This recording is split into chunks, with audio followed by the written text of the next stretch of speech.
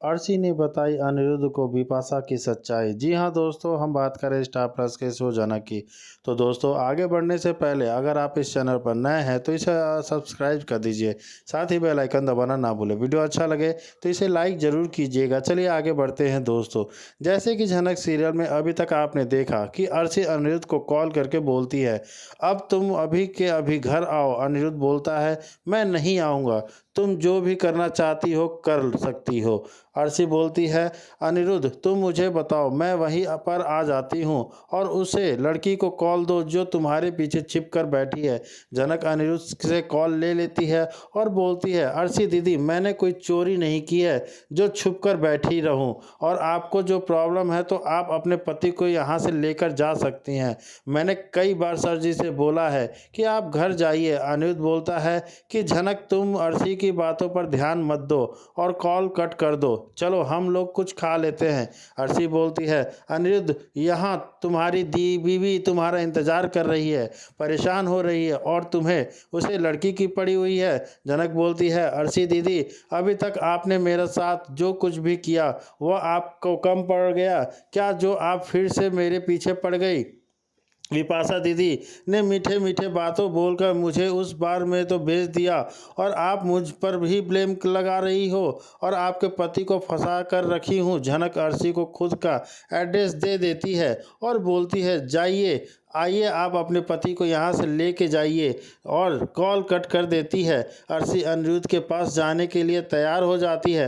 तभी बिपाशा बोलती है, अर्शी मैं भी तुम्हारे साथ चलूँगी। लाल बोलता है, बिपाशा तुम अर्शी के साथ नहीं जाओगी क्योंकि तुम हमारे घर की मेंबर नहीं हो। बिपाशा बोलती है, लाल भले ही तुमने मुझसे रिश्ता तोड़ दिया है लेकिन अगर अर्शी चाहती है उसके साथ जाऊं तो मैं उसके साथ चलूंगी। अर्शी, सुबह और बिपाशा सभी अर्शी के साथ जाने लगती हैं। छोटन और अर्शी बिपाशा और तनुजा को रोकते हैं, उन लोगों के पास मत जाओ क्योंकि अनिरुद्ध अब थक चुका है। दूसरी तरफ जनक बोलती है, सर जी आप अपने घर जाइए। अनिरुद्ध बोलता है, जनक मैं तुम्हें अकेला छोड़कर यहाँ से नहीं जाऊँगा। जनक बोलती है, सर जी आप अगर यहाँ से नहीं जाओगे तो मैं यहाँ से चली जाऊँगी। अनिरुद्ध बोलता है, तुम यहाँ से कहाँ जाओगी, मैम साहब ने तुम्हारे साथ जो कुछ भी किया है उसकी सज़ा उन्हें दिलवा कर रहूँगा, लेकिन मैं तुम्हें अकेले नहीं छोड़ सकता। जनक मैं तुमसे नहीं दूर जा सकता, अगर तुम मुझसे खुद से दूर करोगी तो मैं मर जाऊंगा। जी हाँ दोस्तों, इस तरीके से अनिरुद्ध जनक के साथ बोलता है कि अगर तुम मुझसे दूर करोगी तो मैं मर जाऊंगा, लेकिन जनक जो है वो मानती नहीं। वो बोल रही है कि मैं अर्शी दीदी का जो है वो हक नहीं छीन सकती, ये अर्शी दीदी का हक है और आप उनको उनके साथ जाइए।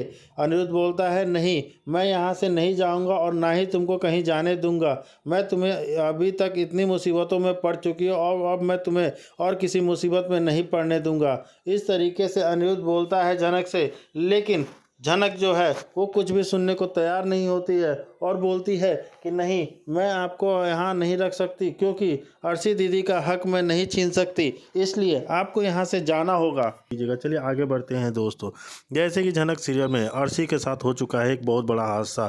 सीरियल में कहानी में अब तक हमें देखने को मिलता है कि अनिरुद्ध जनक को उन घटिया आदमियों से बचाकर वापस लेकर आ जाता है और बाद में जनक को पता चल जाता है कि अनिरुद्ध ने उसके साथ कोई गलत नहीं किया था, बल्कि यह सब बिपाशा भाभी की ही घटिया चाल थी। इसके बाद अनिरुद्ध सभी के सामने अपना बहुत बड़ा फैसला सुना देता है कि वह अब अर्शी के साथ अपने रिश्ते को ख़त्म करना चाहता है और जनक के साथ एक नई अपनी ज़िंदगी की नई शुरुआत करना चाहता है। लेकिन दोस्तों यह सुनकर अर्शी गुस्सा सातवें आसमान पर चढ़ जाता है और वह घर पर जाकर खुद को कमरे में बंद कर लेती है। अर्शी को नींद नहीं आती, इसलिए गुस्से और दुख में वह बहुत सारी नींद की गोलियां खा लेती है, जिससे उसकी जान को बहुत बड़ा खतरा पैदा हो जाता है। अर्शी गहरी नींद में चली जाती है और जब बिपाशा अर्शी को उठाने के लिए आती है तो देखती है कि अर्शी के पास नींद की सारी गोलियों की खाली शीशी पड़ी है। बिपाशा भाभी घबरा जाती है और सभी घर वालों को बुला लेती है, जिसके बाद अर्शी को तुरंत अस्पताल में ले जाया जाता है। लेकिन अस्पताल पहुंचते ही डॉक्टर जवाब दे देता है कि बहुत देर हो चुकी है और अर्शी अब इस दुनिया में नहीं रही। यह सुनकर वहां मौजूद सभी लोग सदमे में आ जाते हैं। यह जब खबर अनिरुद्ध और जनक को पहुंचती है तो दोनों ही दौड़े दौड़े अस्पताल पहुंच जाते हैं और जिस सृष्टि की मौत की सब खबर सुनती है वह पूरे तरह टूट जाती है और अपना गुस्सा अनिरुद्ध और झनक पर निकालने लगती है। सृष्टि सबके सामने चिल्लाकर कहती है कि तुम दोनों ने मेरी बेटी को मार डाला, मैं तुम्हारी वजह से ही मेरी बेटी ने इतना बड़ा कदम उठाया है। लेकिन दोस्तों, अनिरुद्ध के अंदर से बहुत ज़्यादा टूट चुका है, क्योंकि उसकी वजह से अर्शी ने अपनी जान दे दी। कहीं ना कहीं उसे भी लगने लगता है कि शायद वह सब उसी की वजह से हुआ है। और झनक भी बहुत ज़्यादा दुखी हो जाती है, क्योंकि झनक को तो कोई गलती नहीं थी। झनक कभी भी नहीं चाहती थी कि अर्शी ऐसा कोई कदम उठाए। झनक को सिर्फ अपनी बेगुनाही और अपने प्यार को पाना चाहती थी। लेकिन अर्शी पूरी तरह से पागल हो चुकी थी और उसी पागलपन में उसने इतना बड़ा खतरनाक कदम उठा लिया। जब कहानी बहुत ही इमोशनल मोड़ पर आ पहुंची है, जहां एक तरफ झनक और अनिरुद्ध को अपने रिश्ते को समझना है, वहीं दूसरी तरफ पूरे घर का माहौल अर्शी की मौत से पूरी तरह बदल चुका है। और आगे की कहानी अब देखना दिलचस्प होगा कि क्या झनक और अनिरुद्ध एक दूसरे के साथ फिर से ज़िंदगी की नई शुरुआत कर पाएंगे, या अर्शी की मौत की छाया हमेशा उनके प्यार पर मंडराती रहेगी। जी हाँ दोस्तों, झनक सीरियल में जुड़े और भी अपडेट जानने के लिए हमारे साथ जुड़े रहिए। और जैसे कि हम देख रहे हैं कि आगे वो हमेशा अपना बनाना चाहता है, इसलिए झनक बहुत ज़्यादा दुखी होता है अनिरुद्ध झनक को खोने से। और उसे इस हालत में देख अर्शी बहुत ज़्यादा खुश होती है और अनिरुद्ध से कहती है कि मुझे तो पता था कि झनक तुम्हें छोड़कर जाएगी और वह सिर्फ तुम्हारा फ़ायदा उठा रही थी। लेकिन दोस्तों, वहीं दूसरी तरफ झनक बहुत बड़ी मुसीबत में फंसी होती है और झनक उसे एक बार डांस बनाने की तैयारी शुरू हो जाता है। लेकिन अनिरुद्ध को इस बात का जरा भी अंदाज़ा नहीं होता कि झनक किसी हद तक परेशानी में है, इसलिए वह उसे ढूंढने की कोशिश नहीं करता। लेकिन तभी उसे पता चलता है कि झनक आखिरी बार विपाशा के साथ थी। तब वहाँ तुरंत विपाशा के पास जाता है और उससे सवाल करने लगता है कि आखिर झनक कहाँ गई है, और मुझे पता चला है कि तुमने ही झनक को एक गाड़ी में भेजा था। तब विपाशा बहुत ज़्यादा घबरा जाती है और अनुज से कहती है कि झनक ने मुझे मना किया था कि मैं तुम्हें ना बताऊं, और मुझे पता है कि वह कहाँ गई है, लेकिन मैं तुम्हें इस बारे में कुछ भी नहीं बता सकती हूँ, क्योंकि झनक ने मुझसे वादा लिया था। तब अनिरुद्ध को विपाशा की बातों पर शक होने लगता है और वह कहता है कि मुझे तुम पर बिल्कुल भी भरोसा नहीं है, और मैं सच जानता हूँ, पहुँच कर ही रहूँगा कि तुमने उसके साथ क्या किया है, आखिर झनक को कहाँ भेजा है। तो क्या अनिरुद्ध झनक को इस नई मुसीबत से बचा पाएगा? जी हाँ दोस्त, जान हो जाता है कि आखिर झनक मुझे छोड़कर क्यों गई। सीरियल झनक में अभी तक लोग कहते हैं, अनिरुद्ध को लगता था कि उसे उनको हमेशा के लिए छोड़कर जा चुकी है, इसलिए अनिरुद्ध झनक से दोबारा नफरत करने लगता है।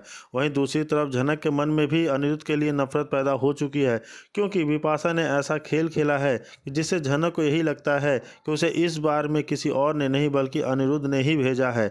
इसलिए झनक डांस करने से के लिए भी तैयार हो जाती है और इसी वजह से कहानी देखना बहुत ही ज़्यादा दिलचस्प होने वाला है, क्योंकि अब अनिरुद्ध भी ठान लेता है कि वह पूरी तरह से बर्बाद हो जाएगा, क्योंकि झनक के चले जाने के बाद उसकी ज़िंदगी का कोई मकसद नहीं बचता है। इसी वजह से कहानी का अगला ट्रैक बहुत ही धमाकेदार होने वाला है, क्योंकि हमें देखने को मिलने वाला है कि अनिरुद्ध अब शराब पीने और नशा करने लगता है। साथ ही वह वह चीज़ करने लगता है जो पहले कभी नहीं करता था। इसी गुस्से में अनिरुद्ध एक बार पहुंच जाता है बार में, और लेकिन अचानक से वहां झनक को डांस करते हुए देख अनिरुद्ध के होश उड़ जाते हैं और उसे बहुत बड़ा झटका लगता है कि आखिर झनक यहाँ कहाँ क्या कर रही है। तब अनिरुद्ध वहाँ बहुत बड़ा तमाशा खड़ा कर देता है और झनक से कहता है कि आखिर तुम यहाँ क्या कर रही हो और तुम्हें यहाँ किसने भेजा। तब झनक को कुछ समझ नहीं आता कि सर जी ऐसा क्यों कह रहे हैं। तब झनक भी गुस्से में अनिरुद्ध से कहती है कि आपने ही तो मुझे यहाँ भेजा है और अब आप ही मेरे सामने अच्छा बनने का नाटक कर रहे हैं, लेकिन अब मुझे समझ आ गया है कि आप मुझसे सिर्फ पीछा छुड़ाना चाहते थे।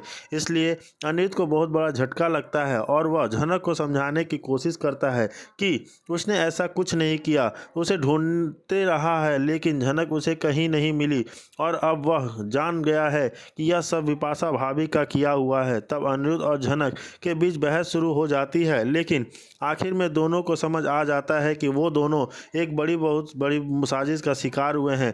तब अनिरुद्ध झनक को सही सलामत वहां से लेकर जाने की कोशिश करता है, लेकिन तभी उसे गुंडों का सामना करना पड़ता है और वे अनिरुद्ध पर पर जानलेवा हमला कर देते हैं।